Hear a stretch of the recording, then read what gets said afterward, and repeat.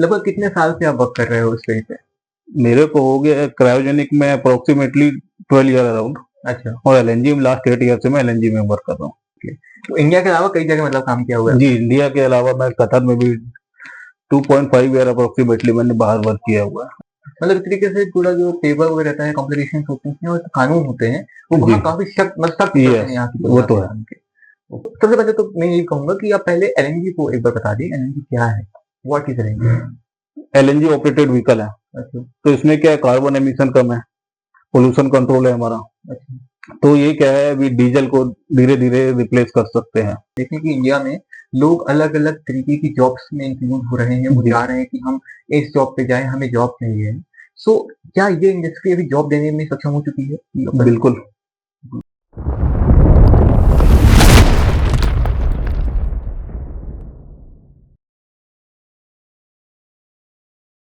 नमस्कार, स्वागत है आप सबका। मैं हूं हर्षित तिवारी। आप देख रहे हैं टॉक टॉक विद हर्षित की विशेष श्रृंखला संवाद।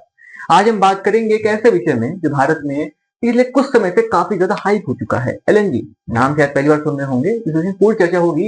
इस विषय में हमारे साथ गंभीरता से और पूरी तरीके से हर मुद्दे को कवर करने के लिए मौजूद हैं स्पेशलिस्ट मिस्टर निशांत मालवीय जी। सर, बहुत बहुत स्वागत है आपका टॉक विद हर्षित के इस मंच पे। तो सर, कैसा लग रहा है फर्स्ट टाइम अनुभव? यस, फर्स्ट टाइम मैं भी कैमरे को फेस कर रहा हूँ, तो थोड़ा बहुत तो हेजिटेशन रहता है, बट कोशिश करूंगा कि आपके क्वेश्चंस का 100% मैं उसका रिस्पॉन्स दे सकूं। बिल्कुल बिल्कुल सर। तो सर, लगभग कितने साल से आप वर्क कर रहे हो उस फील्ड पे? मेरे को हो गया क्रायोजेनिक में अप्रोक्सीमेटली 12 ईयर अराउंड। अच्छा। और एलएनजी में लास्ट 8 ईयर से मैं एलएनजी में वर्क कर रहा हूँ। ओ, तो आपने क्या मैकेनिकल इंजीनियरिंग की हुई थी? जी, मैकेनिकल इंजीनियर हूँ। Okay 2011 batch pass out. Okay okay okay. तो इंडिया के अलावा कई जगह मतलब काम किया हुआ है? जी, इंडिया के अलावा मैं कतर में भी 2.5 ईयर अप्रोक्सीमेटली मैंने बाहर वर्क किया हुआ है। अच्छा अच्छा। तो कैसा एक्सपीरियंस था इंडिया का और वहाँ का? इंडिया का और वहाँ का ऐसा है कि दोनों जगह मुझे बहुत अपॉर्चुनिटी मिली सीखने के लिए। अच्छा अभी इंडिया में क्या है कि हम लोग क्या लिमिटेड लिमिटेड सोर्स रहते हैं, उसी में भी हम लोगों को क्या है, काम करने को रहता है। अच्छा अच्छा। अभी डे बाय डे अपना न्यू न्यू टेक्नोलॉजीज आ रही है, जो इन्वेंट होते जा रही है, जो हम लोग को बहुत हेल्पफुल है। ओके। और बाहर में क्या है कि हर चीजों का एक एसओपी रहता है, स्टैंडर्ड ऑपरेटिंग प्रोसीजर, उसके अकॉर्डिंग वर्क रहता है।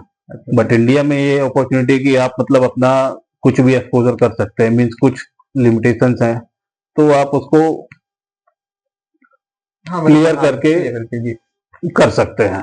ओके। और बाहर में क्या एसओपी है, सेफ्टी को पूरा फुल फॉलो किया जाता है, बाहर के स्टैंडर्ड में है। मतलब एक तरीके से पूरा जो पेपर वगैरह रहता है, कॉम्प्लिकेशंस होते हैं और कानून होते हैं, वो जी। वहाँ काफी सख्त होते हैं यस, यहाँ की वो तुलना तो में। है। ओके, तो आप वहाँ लगभग 3 साल थे, कितना था? यस, ढाई ढाई 3 साल का। ढाई 3 साल ढाई तीन। लगभग। अच्छा, तो मेन अपना मुद्दा है एलएनजी को लेकर के। अभी जी अपन देख रहे हैं कि इंडिया पे एक गैस बेस्ड इकोनॉमी की तैयारी चल रही है। जी तो अपन यहाँ देखते हैं कि गैस जो है एक तरीके से डीजल और पेट्रोल का सब्स्टिट्यूट देखा जा रहा है। जी। ठीक है, तो सबसे पहले तो मैं यही कहूंगा कि आप पहले एलएनजी को एक बार बता दें, एलएनजी क्या है? What is LNG? एलएनजी बोले तो लिक्विफाइड नेचुरल गैस। ओके ये अभी आप देखोगे मार्केट में जैसे सीएनजी व्हीकल चल रहा है, जी। तो सीएनजी जो गैस फॉर्म में, जो हम उसमें अभी व्हीकल्स में ऑटोमोटिव में देखेंगे, कुकिंग गैस में, इंडस्ट्रियल वगैरह में जो सीएनजी सीएनजी नहीं, वो फॉर्म में, गैस फॉर्म में जो यूज हो रहा है। ओके। बट एलएनजी वो गैस वो लिक्विड फॉर्म में रहता है। अच्छा अभी हम लोग का जो वर्क चल रहा है, अभी मैं एसआर की सब्सिडरी कंपनी है ultra gas and energy, SR group of companies में है। जी। सेम हम लोगों का ब्लू एनर्जी मोटर है, जो हम लोग का व्हीकल मैन्युफैक्चरिंग है, कॉमर्शियल व्हीकल। जी। तो ये बेस्ड ऑन एलएनजी है, एलएनजी ऑपरेटेड व्हीकल है। अच्छा तो इसमें क्या है, कार्बन एमिशन कम है, पोल्यूशन कंट्रोल है हमारा। अच्छा तो ये क्या है, अभी डीजल को धीरे धीरे रिप्लेस कर सकते हैं। अच्छा। काफी हद तक अभी हम लोग के अप्रोक्सीमेटली 1000 व्हीकल्स अभी ऑन रोड है। विद इन 2 ईयर में 3000 4000 धीरे धीरे ये इंक्रीज होते जाएंगे। तो ये मार्केट में आ रहा है। तो मेन अगर हम देखें सीएनजी का भी कुछ ऐसा यूज हो रहा है ऑटोज वगैरह में। जी। डिफरेंस क्या होता है इनके बीच में, मतलब कुछ? सीएनजी मीन्स की एलएनजी जो अभी हमारा जो 600 गैस फॉर्म में अगर कन्वर्ट करेंगे अपन, तो 600 टाइम एक्सपेंड होता है। सीएनजी बोले तो कंप्रेस्ड नेचुरल गैस। तो अभी जो आप देखे होंगे मार्केट में व्हीकल्स हैं, तो उसमें क्या 7 kg 10 kg different different size के जो अपना सिलेंड्रिकल वॉल्यूम आता है, उसके अकॉर्डिंग उसमें गैस फिलिंग होता है। जी। तो अभी और एलएनजी में क्या है कि एलएनजी के लिए हमको स्टोर करने के लिए क्रायोजेनिक कंडीशन रिक्वायरमेंट है। तो उसके लिए double wall vacuum insulated tank का रिक्वायरमेंट रहता है, जो कि छोटे व्हीकल्स में एकोमोडेट करना इजीली नहीं है। तो हैवी वॉल्यूम है, मीन्स अभी जैसे 500 लीटर 1000 लीटर के टैंक मार्केट में अवेलेबल है, तो इनको हम कॉमर्शियल व्हीकल्स में, जो हमारे हैवी व्हीकल्स हैं, ट्रक्स वगैरह, तो उसमें यूज हो रहा था, जिसमें हमारा वन टाइम, अभी जैसे हमारे जो करंट व्हीकल्स हैं उसमें वन टाइम हम लोग फिल करते हैं तो 1200 किलोमीटर अराउंड वो चलते हैं। अच्छा, मेनली मतलब ये ट्रांसपोर्ट इंडस्ट्री में काफी हेल्प करेगा। यस, ट्रांसपोर्ट इंडस्ट्रीज में, प्लस अभी जो आप देखेंगे बड़ी बड़ी इंडस्ट्रियल एरिया है जिसमें फर्नेस में यूज होता है, स्टील प्लांट देखेंगे, टाइल्स इंडस्ट्रीज देखेंगे, पेंट इंडस्ट्रीज देखेंगे, सभी जगह पहले फर्नेस के लिए क्या फर्नेस ऑयल का यूज किया जाता है, कई जगह एलपीजी का यूज किया जाता है, डीजल है, डिफरेंट डिफरेंट फ्यूल, जो मेन कोल को रिप्लेस कर रहा है अपना एलएनजी।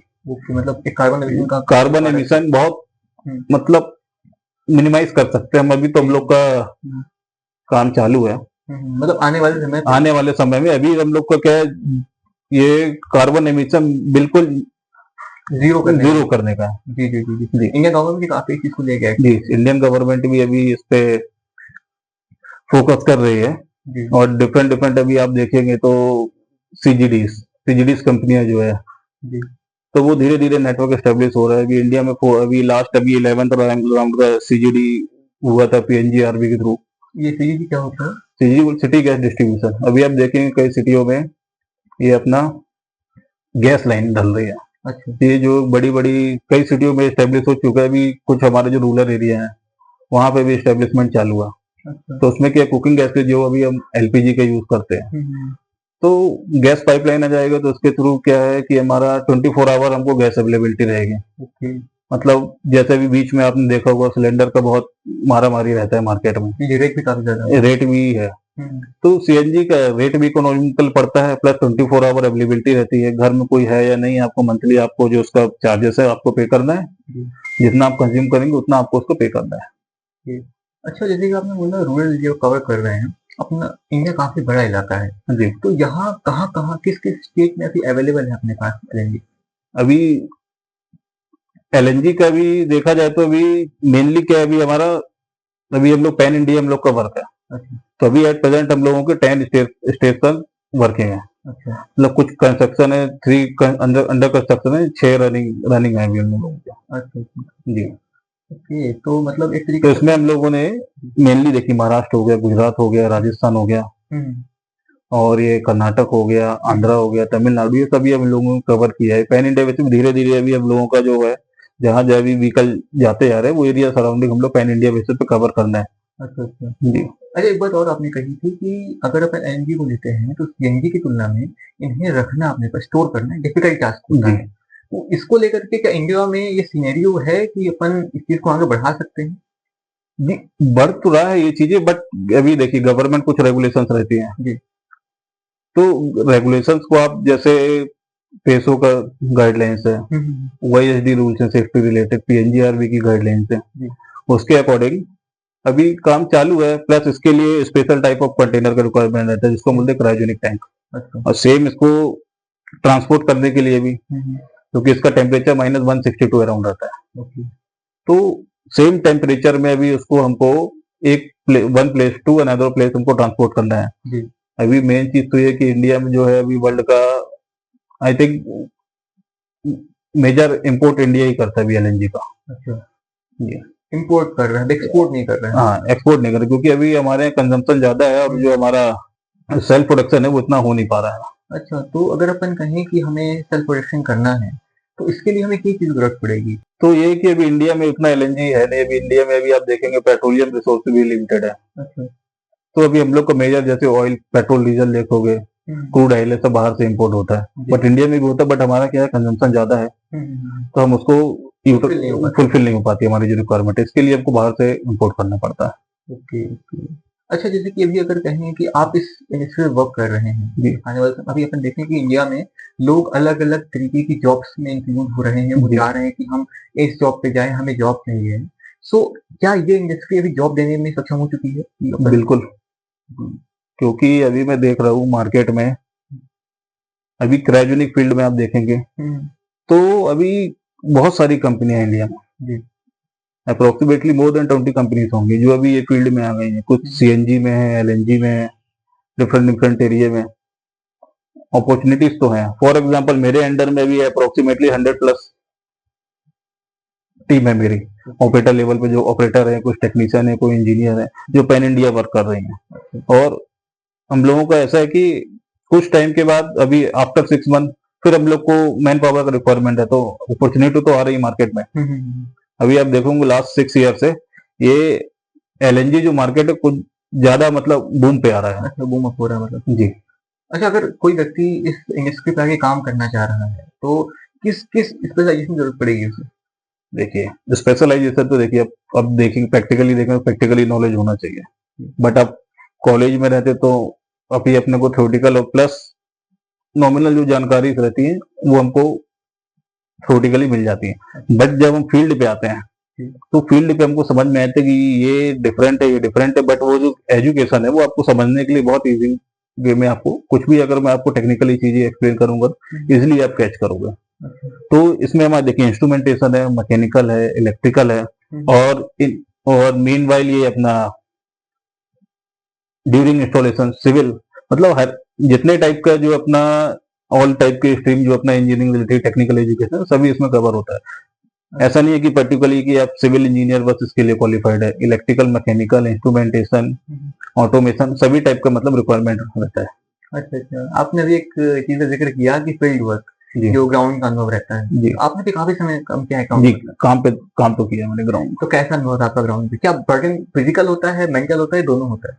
फिजिकल मेंटल तो ये तो सभी जॉब का पार्ट ही है जी जी। तो बट एक चीज है कि रिस्पॉन्सिबिलिटी रहती है सेफ्टी फर्स्ट, क्योंकि इतने साल से मैं भी काम कर रहा हूँ तो एक्सपीरियंस वाइज मुझे देखना है कि कोई भी इक्विपमेंट है, हर चीज का इक्विपमेंट हैंडलिंग प्रॉपर होना चाहिए जी। तो कुछ क्रिटिकल इक्विपमेंट रहते हैं तो वो चीजें भी सब मेंटेन करनी पड़ती है। ड्यूरिंग इंस्टॉलेशन टाइम पे आपने क्या रिक्वायरमेंट फुलफिल की है, जो आपकी गाइडलाइन दी हुई है पैसों के अकॉर्डिंग एसएमपीवी के अंडर में, वो सब आपने फुलफिल की हुई है कि नहीं हुई है। इनकेस आपका प्रोजेक्ट कंप्लीट हो जाएगा तो बाद में कुछ गाइडलाइन आप फॉलो नहीं करेंगे तो आपका वेस्ट ऑफ मनी भी होगा, टाइम भी होगा और जो अपना ग्रोथ होती ग्रोथ भी अपनी स्लो हो जाएगी उसके साथ। अच्छा ओके। तो अच्छा, जैसा आपने काम किया, आप बर्डन पे आ जाते हैं, तो बर्डन रिमूव करने के लिए आएंगे। ये क्वेश्चन थोड़ा सा अब इनका फॉर्मल तरीके से है कि इस तरीके से एक इंजीनियर और ऐसे फील्ड में आप वर्क कर रहे हो जहाँ पे वर्कलोड काफी हैवी रहता है, तो ऐसे में आप अपने आप को फ्री करने के लिए क्या करते हो?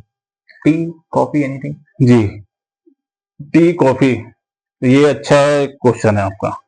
सभी इसमें अच्छा क्वेश्चन के तो नॉर्मल तो नहीं नॉर्मल है बट इसमें क्या है ना, देखिए रिलैक्सेशन टाइप का मीन्स कि आप कंटिन्यूअसली हार्ड वर्क कर रहे हैं 2 घंटे 3 घंटे 4 घंटे, एक टाइम रहता है कि आदमी को थोड़ा मशीनरी हो या ह्यूमन एफर्ट हो, सबको थोड़ा रेस्ट का रिक्वायरमेंट है। बिल्कुल। तो आप चाय टाइम पे जाते हैं, अभी साइड से छोड़ के 15 मिनट के लिए टी ब्रेक लिया, उसमें क्या मेरे टीम वर्क मतलब टीम जो मेरे टीम मेंबर है वो भी मेरे साथ में होंगे तो कुछ चीजें रहती हैं जो वो फील्ड में कुछ उनको ऑब्जर्वेशन है वो डिस्कस नहीं कर पाए तो टी टाइम पे कुछ क्या है ना वो हमारा डिस्कशन होता है। सेम लाइक पीएनआईडी स्काडा जो अपन प्लांट के लिए जरूरी है, सेम चाय भी वैसा जरूरी है। तो अपना ब्रेन स्टॉर्मिंग एक सेशन हो जाता है 15 मिनट या 20 मिनट में जो भी टाइम है उस टाइम पे मेरे को भी पता चलता है, क्योंकि देखिए अभी कंटिन्यूसली मैं वर्क कर रहा हूँ, भले मैं एक्सपर्ट हूँ बट वो छोटी सी चीज है जो एक ऑपरेटर लेवल पे हो या टेक्नीशियन लेवल पे वो भी ऑब्जर्व कर सकता है तो उससे मुझे भी सीखने को मिलता है। ये चीजें मैंने बिल्कुल बिल्कुल। जो जॉब चल रही है अपना जी स्टार्ट हुआ देन आपका एक ब्रेक हो रहा है,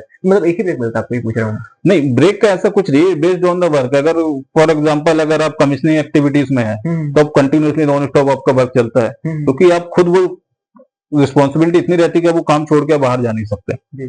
बट ब्रेक क्या टाइम मैनेज करना पड़ता है, tea coffee breakfast lunch dinner ये तो सब अच्छा मतलब मैनेजेबल है। अभी इनकेस अगर रिक्वायरमेंट 24 आवर भी काम रहता है बट उस केस में क्या है ये रोटेशन चलता रहता है। कुछ अगर इंपॉर्टेंट वर्क नॉर्मली तो कुछ वर्क है तो वो तो कंटिन्यूसली चलेगा जिसको आप रोक नहीं सकते, तो उसके लिए अपना मैन पावर मैनेजमेंट रहता है सब 20। अभी प्रेजेंट में आप देखोगे तो अभी हमारा जो रनिंग प्लान सब 24 आवर ऑपरेटिंग है तो 8 आवर की शेड्यूल रहता है सभी का। अच्छा, तो सब अपना काम करते हैं, जो सेकंड शिफ्ट आता है थर्ड शिफ्ट आता है उसको हैंड ओवर करते हैं, देन नेक्स्ट शिफ्ट जो आएगी वो कंटिन्यू वर्क करते हैं।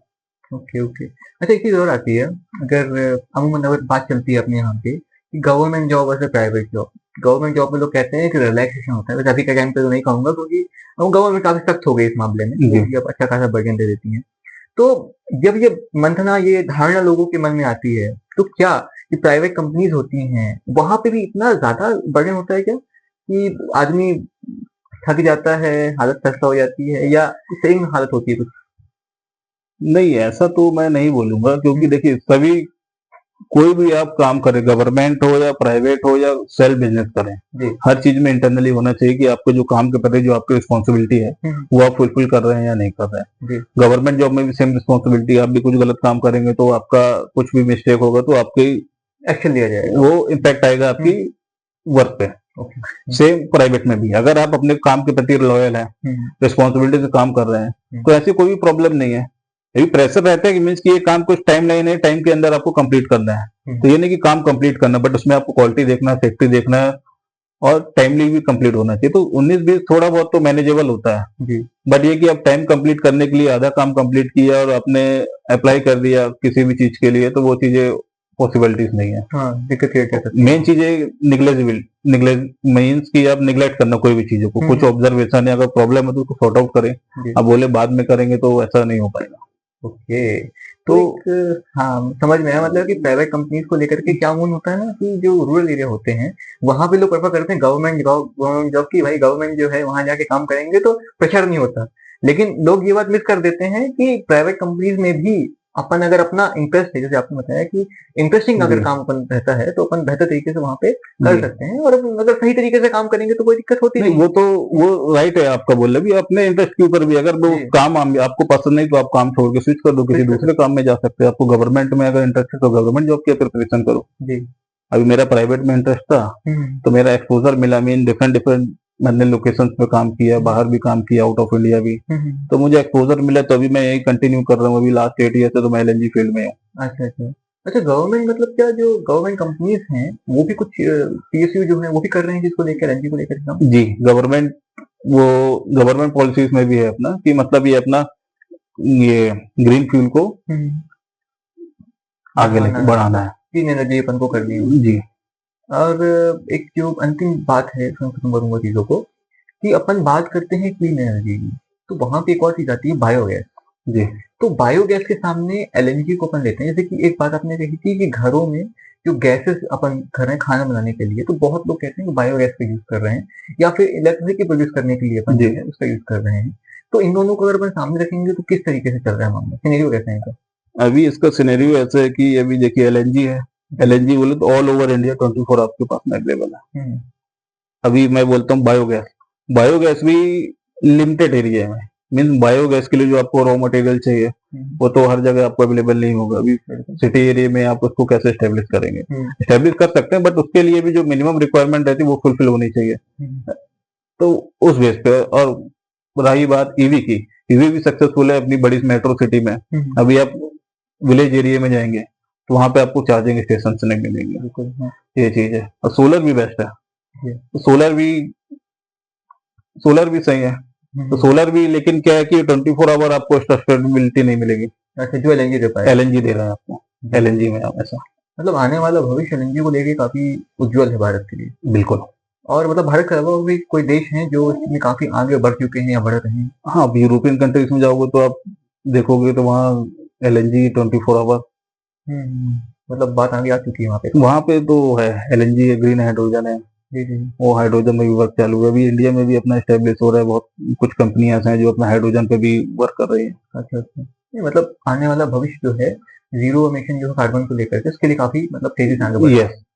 ओके। एक अच्छी हेल्दी कन्वर्सेशन रही हमारे बीच में, और काफी कुछ जानने को मिला, और मेरे को पूरी उम्मीद है कि जो हमारे दर्शक होंगे उन्हें भी बहुत कुछ जो है समझने का मौका मिलेगा इससे। तो बहुत बहुत शुक्रिया आपका कि आपने कीमती समय हमें यहाँ पे दिया, और बहुत सारी जो है जानकारी पूर्ण बातें हुई यहाँ पे। फिर तो धन्यवाद आपका। तो ये थी पूरी वार्ता, ये थी पूरी कन्वर्सेशन एलएनजी को लेकर के, जहां हमने हर एस्पेक्ट को कवर किया कि इंडिया पे क्या सिनेरियो है, विदेशी से जो क्या है, और क्या है इसकी नौकरियों का भविष्य भारत में। ऐसी ही वार्ता यदि आपको रुचिकर लगी तो ऐसे कंटेंट हम और लेके आएंगे और बनाएंगे। वीडियो को लाइक करें, वीडियो के लाइक करने के बाद कमेंट बता दिएगा कैसा लगा आपको, और सब्सक्राइब करना ना भूलें। धन्यवाद।